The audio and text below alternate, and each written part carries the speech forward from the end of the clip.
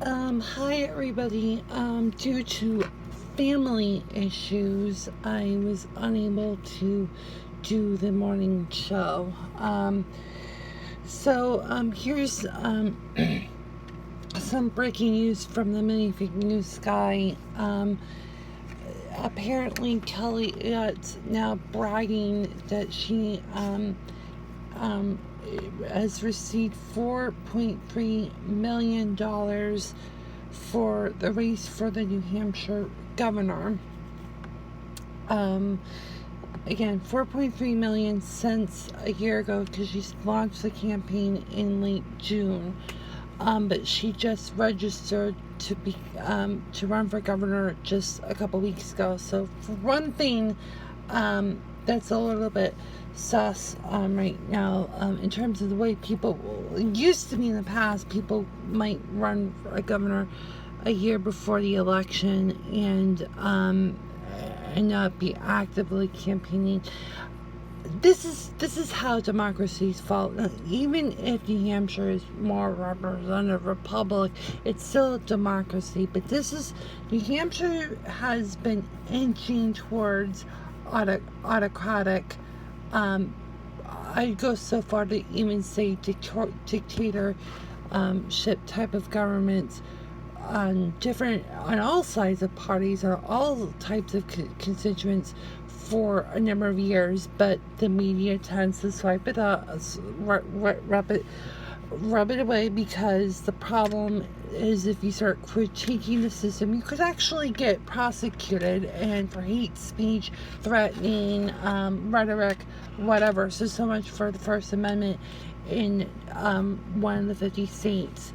I don't know how much the governor makes for salary. I believe it's under or about $100,000 for someone to campaign maybe 60 times the salary is highly concerning, because again, the race for governor has now you turn it into an exchange traded fund, basically through campaign finance.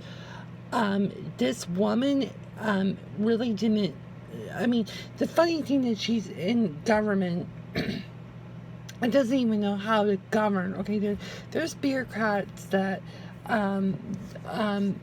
may make your life a living hell with a ridiculous level of government regulations, but then there's people who don't even know how to govern themselves and how to run a government, let alone run a business or whatever. So she doesn't even know how to govern for a potential governor. She's going to do very impulsive, very using her feelings, her vulnerabilities to get to the opposition.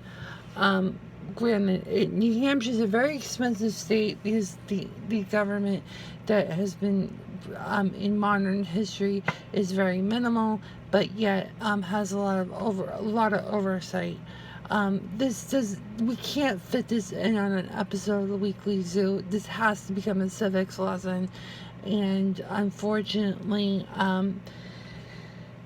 Aya just doesn't know how to control herself, and for this kind of stuff right now, I'm not kidding that the New Hampshire Attorney General's office will need to be, and of course, if she wins and they come for her, she'll feel like it's an attack or whatever. But when you start to have appearance of improprieties, of course, here in New Hampshire, we have to be careful what we say because the libel laws and people will threaten you for litigation. The state is heavily litigious, despite it being a live free or die or a conservative state. These people act like liberal moonbats when things don't go their way. So like I said, Kelly is she needs to be on watch right now. She needs to be on the radar of our law enforcement. We can have people in white-collar positions doing heinous crimes as well. The drug dealers, those are just low-laying for, it's more like a quota. Oh, we get, 100 drug dealers this year. That's good for us. Let's own the...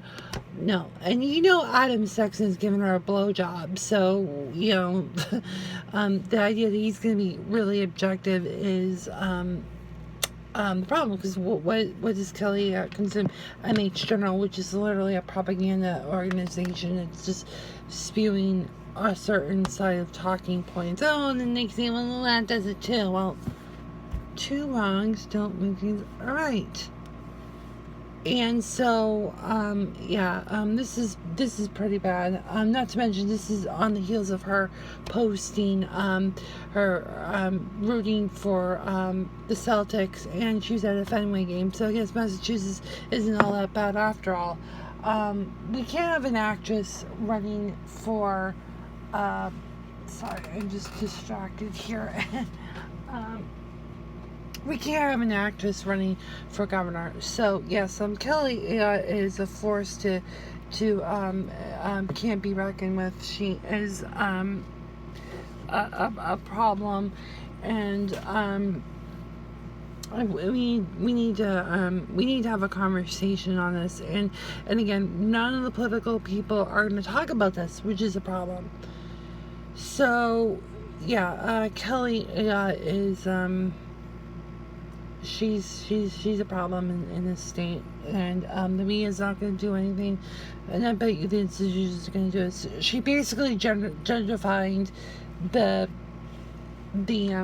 governor's office, really disrespected that power of the least. The governor has the least amount of power than any other of the 49 states. Okay, that's why we have the executive council, the 5-member board, basically acting as another form of a democratic control on the executive branch.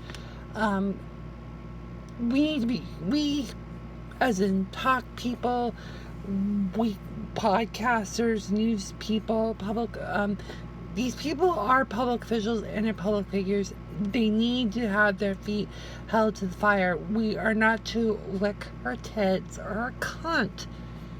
And this is the problem with our media, is they're just going to go suck her tits and give her whatever she wants, put her on TV, and it's just like the school bully. Do we give the school bully airtime for it, whenever he punches a student? No. You don't give the perp the voice. So why are you doing this with Kelly Ayotte?